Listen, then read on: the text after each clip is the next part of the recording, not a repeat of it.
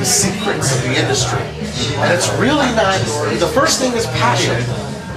You have to be willing to literally be a starving artist for 10 to 15 years, spending your own money, sweat, blood, and tears to be willing to get there. Part of that is literally in your body.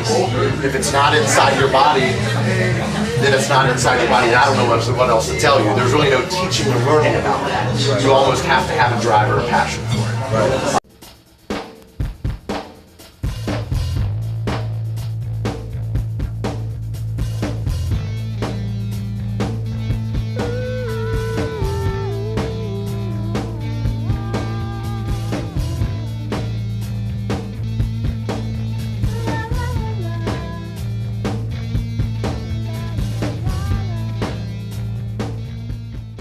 I DJ and I tried rapping, I wasn't very good at it. So I felt that what can I do to continue this passion that I have that I really can't tell you what it is, and what do I do? So literally from there I met up with DJ High Tech and the original group N.E.A.T. from Cincinnati and promoted a couple shows with them. Next thing you know, I started booking shows. Picked up the phone, made calls, built relationships, decided to start going and hanging out where everybody hung out with. The next thing you know, I came back to Columbus, hooked up with a fellow artist from here, and we started a label, and from there it's skyrocketed. What's the name of your label for those? It's Everybody Else's Entertainment. What were some initial challenges? You kind of touched on it a little bit. What were some initial challenges you had getting your business started? Initial challenges. Well, obviously the biggest challenge would be having budget and having money to run a business in this day and age and in this economy. Without, and keeping it real, there are a lot of people in entrepreneurial businesses that are blessed to have income and budgeting from other sources. Rather it be a source that's a positive source, or rather it be a source that comes from the streets. I had neither. Obviously I'm not a street hustler, never have been, but at the same time I didn't have anybody's check being handed to me. So I had that. The biggest challenge was basically finding money. And I learned very quickly that I had to invest my own and work at the same time as running my business. And even to this day, I have only recently become, after close to 10 years now, sufficient enough to not have to have both. But that's the biggest. That was the first challenge and still always is. Relationships. It's all about communication. If you have the passion for that, you're not going to just care about money. So those things are going to happen because you naturally want to build with everybody in all the departments of whatever type of entrepreneur activity you're doing. You're going to want to do that. That's what I did.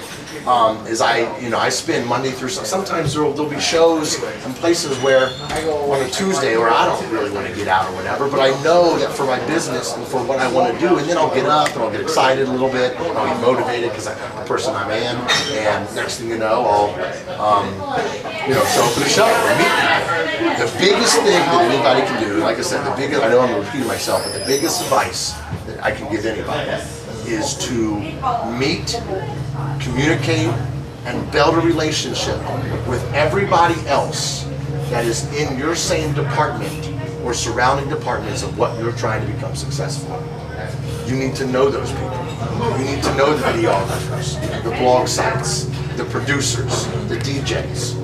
And I can only speak for me, what works for me. But I know that in the industry, communication and relationships, building relationships with the people in your industry you're looking towards is the biggest thing anybody can do. Sitting at home in a computer, regardless of musician or not, it's great because of the power of knowledge. But at the end of the day, if you don't get out there and you don't meet and build with these other individuals that are like you, in my opinion, your success will not be as large. I'm kind kind of a gallery whore. I have like 7 shows going on right now. Wow. I have some work at N.E.A.T. Gallery. I have a solo show there, and that N.E.A.T. Gallery is Part of CS Gallery? Part of CS Gallery. Okay. It's in the same space. I have a 10-piece series in Berlin right now. I have something cooking in Paris. What else? Toronto. Wow. I don't know. There's some other things. So kind of all over. Oh, okay. You can always find me somewhere.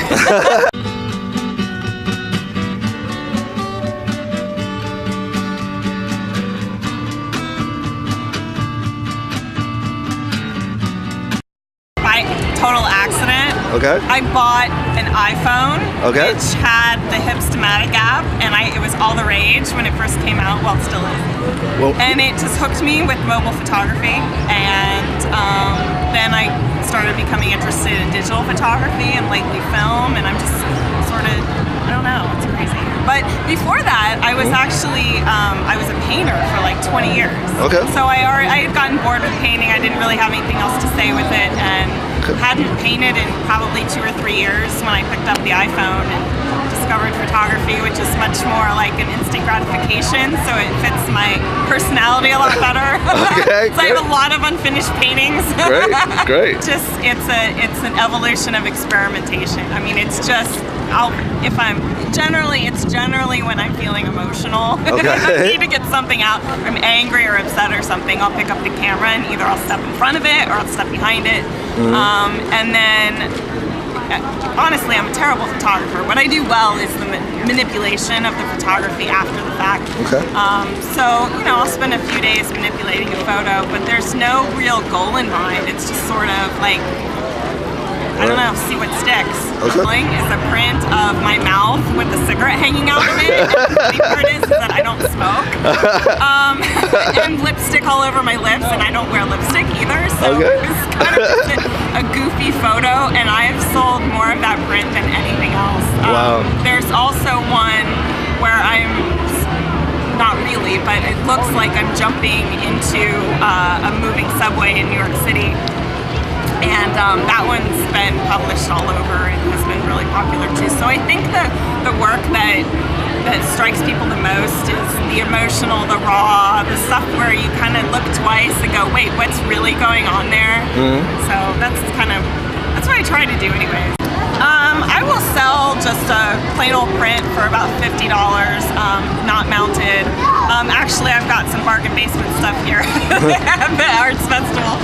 But typically my larger pieces, framed or matted or mounted on wood, go for about $150, so reasonably priced. Okay. I'm starting to work on developing a new way to display my work. So instead of just having a matted framed print, putting assemblages together, adding elements like a magnifying glass to view a miniature photo or something like that, just to make it a little bit more interactive and a little bit more interesting to look at. I'm starting to go bigger too, so piecing things together. I'm using a lot of wood glue and hammers and razor blades right now, so Okay. I'm trying to just experiment and make it more fun for the viewer too. Okay. And the last. So I'm trying to think through ways that we can use the tools that we have available to us, these amazing tools that we have to get information from all over the world, to pass funding all over the world, just to communicate regularly with people all the way on the other side of the planet.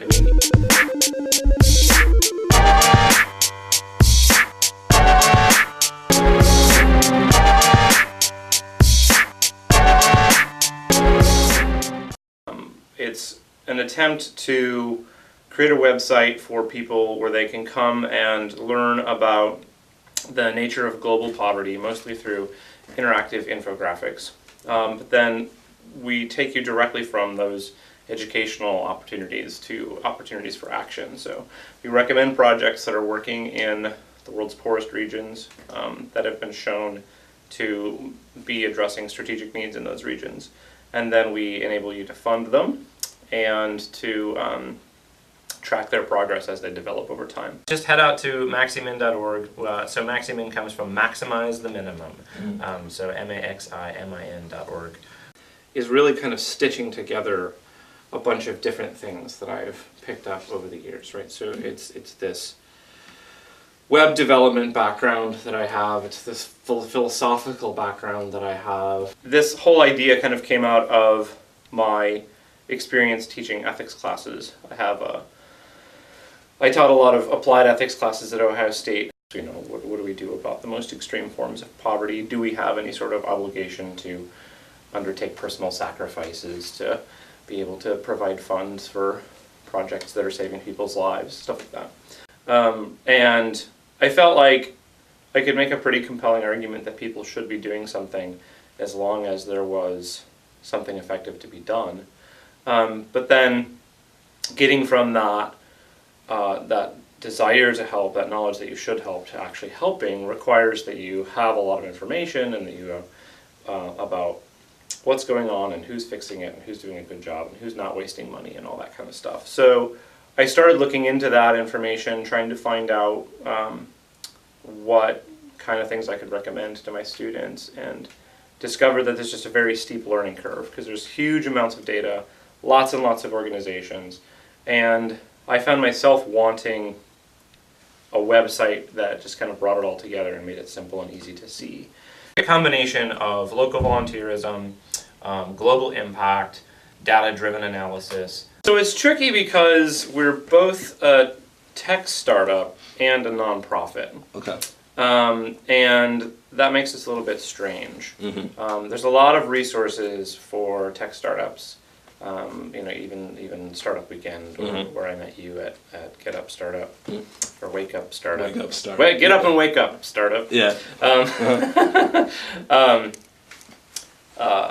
I mean, you know, you pitch these ideas and people get excited about them, and then they move you into these incubators, and you do those for a while, and then you get some investment capital and move on, right? Well, but none of that really works if you're a nonprofit, because I mean, there's no investors don't want to invest in nonprofits. Right. So, so you kind of need to get your first round of stuff done, but it's tricky to figure out how you're supposed to pay for all that. As I've been going through this campaign and Skyping with people all over the place, right? Like, this is an amazing power that we have, and I think it has a tremendous amount of potential to address these needs that really should be addressed, really have to be addressed. It's shocking that there are still people that are starving to death in the world when we live with the kind of luxury that we do.